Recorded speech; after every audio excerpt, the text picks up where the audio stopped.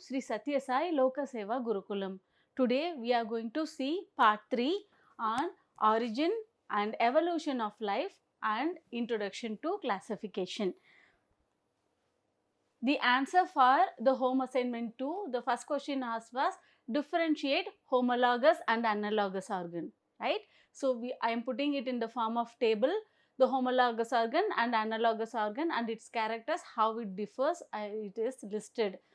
The similar anatomy we can see in homologous organ, dissimilar anatomy we can see in the analogous organ, and dissimilar function in homologous organ and similar function in analogous organ.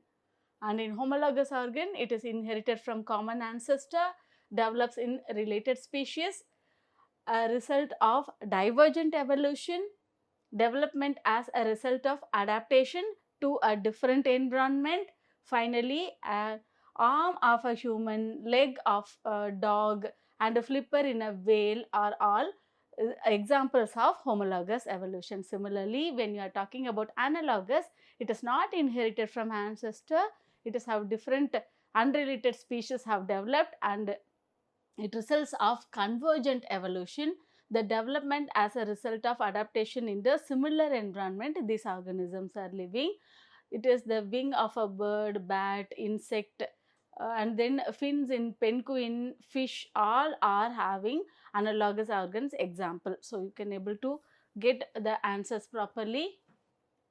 The next question asked was, what are morphological evidence of evolution and explain?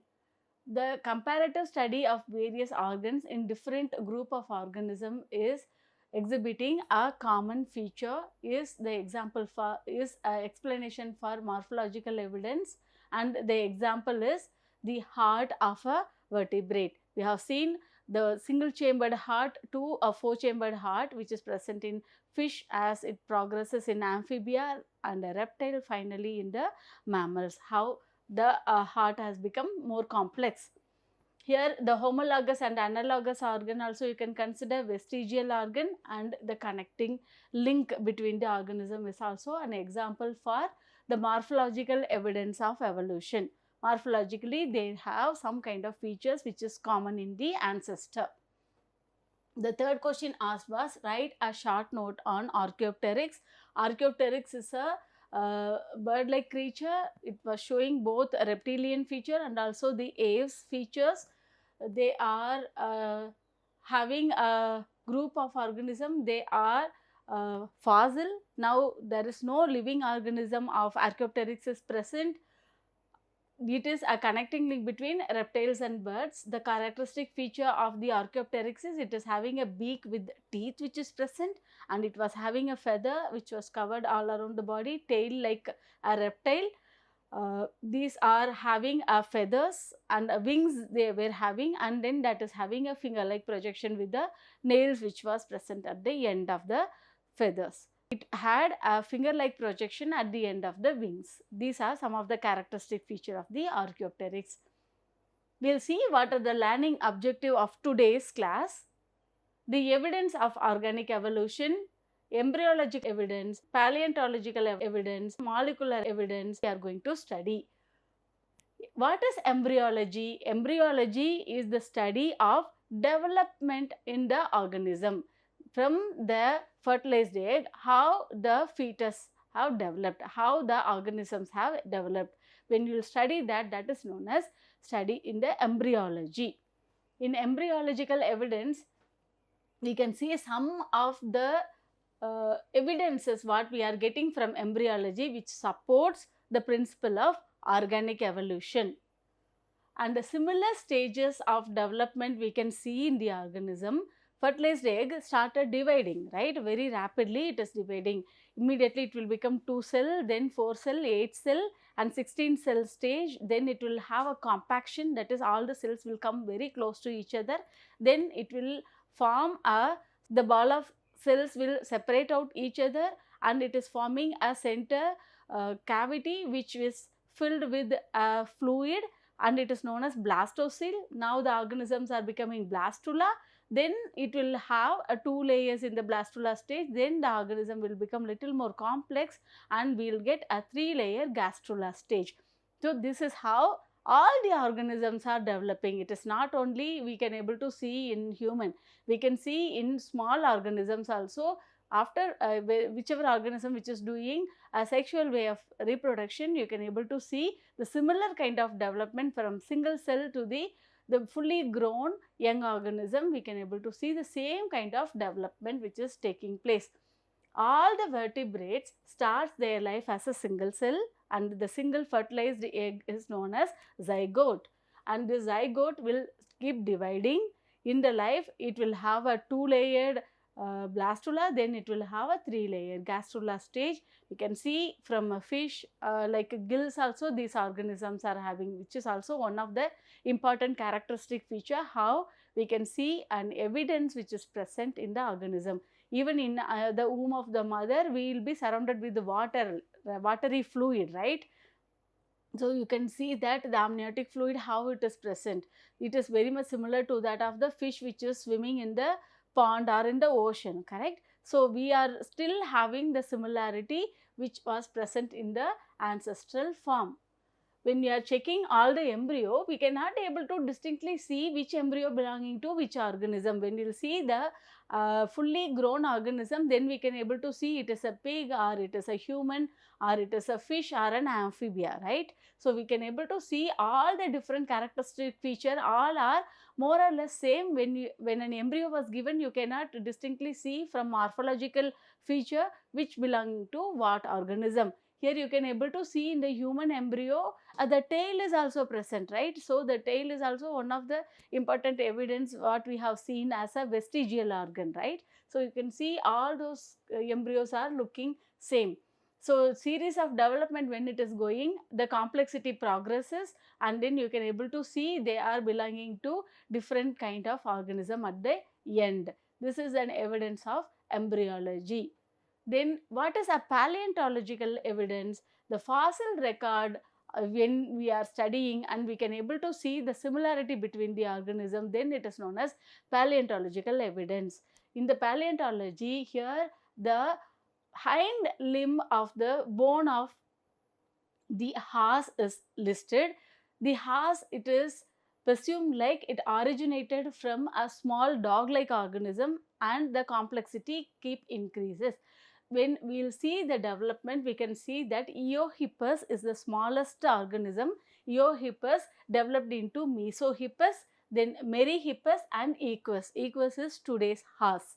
That is the biological name. Okay, you can able to see how the horse has grown, and then the horse is one of the organism where we got a full evidence of its course of development, how the horse has originated and how it had developed. We could able to get the fossils of horse very well. So we can see that it is one of the biggest evidence what we are having, a paleontological evidence for the evidence of the evolution. The paleontology is the study of the fossil of horse, elephant, camel and human also provide that ancestral evidence, and number of toes which was present in the horse, now you can see that it keep decreasing, right? And then it decreases as the horse is capable of running very fast, capable of fast movement. So we can able to see how the organisms have developed.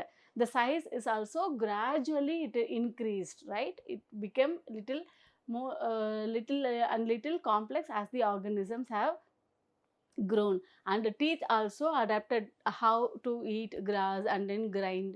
For that purpose also the teeth is also adapted in the horse. The molecular evidence will see all the organisms are having cell as its basic unit, right? The cell is the fundamental unit of any living organism, and apart from that the same kind of biomolecule we can see inside the cell.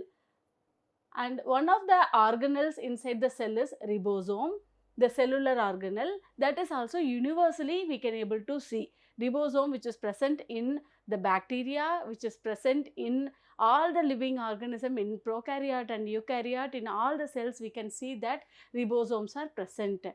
The DNA is considered as one of the important genetic material, right? This genetic material is the organisms hereditary material also. We'll pass this from one generation to the next generation, except in a few viruses they are having RNA as a genetic material. Apart from that, if we'll omit that few viruses, we can see DNA is one of the important hereditary material which we can able to see in all the different organism. And ATP is the molecule which stores the energy, which liberates the energy, that unanimous to all the organism in our world. We can see that it releases so much of energy, right? And we are having 22 amino acid in all the organism. The same 22 amino acids are present. How protein synthesis is happening, everything na, we can able to see how they are combined to form a big protein molecule. Amino acids are the building blocks of protein. So we can able to see the same 22 amino acid which is present in the all the organism. That will show that molecular evidence of evolution, where we can able to see all are having some of the common property which is present in all the organism based on the molecules. Apart from all those listed, we have few more. The genetic code is also universal. What is universal? What a gene means in one of the organism, the same meaning we can able to see in the other organism. Usually the genetic code, each and every genetic code, when we are going for the gene expression study, that will involving in protein synthesis, right? And when a particular code, when we are talking about which amino acid has to come, if it is happen to be a bacteria or it happen to be a cat or a human, all are having the same property. So if we can able to see, if we will study more and more detail about the molecular biology, you will come to know in later chapters. So you just understand that the genetic code is also universal. It has the same meaning in all the different organisms. The central dogma of molecular biology is the cell will have a DNA, DNA will give rise to RNA, RNA will give rise to protein. That is the central dogma of molecular biology. That is also common in all the organism. And the central dogma where the genetic information in the cell which is considered as same.